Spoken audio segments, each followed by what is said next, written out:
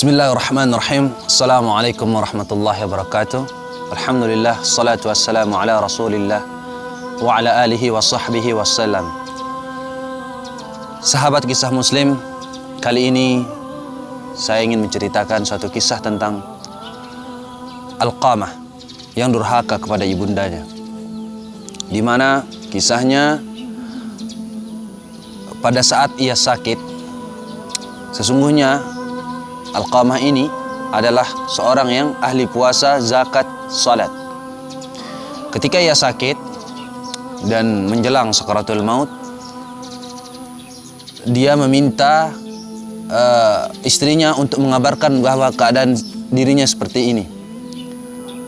Kemudian sang istri pun pergi mendatangi Rasulullah SAW mengabarkan keadaan suaminya.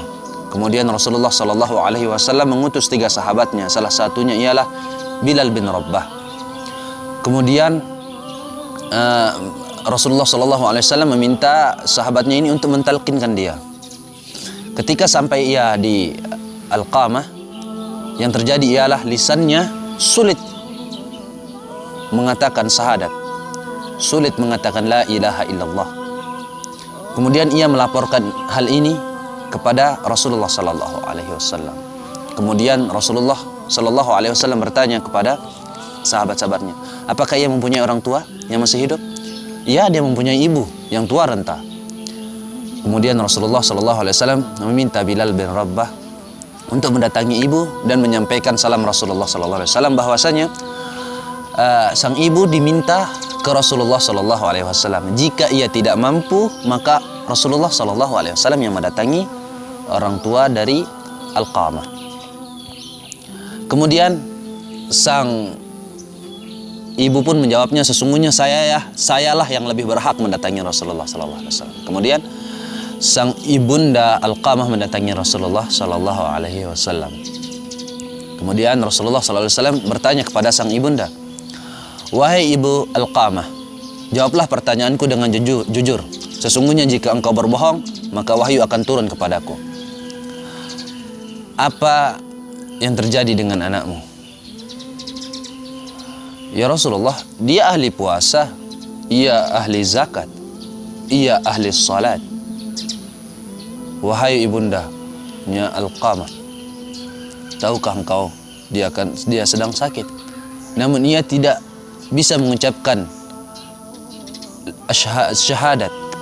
Kemudian ibundanya mengatakan, sesungguhnya aku sedang marah kepada ia. Kenapa?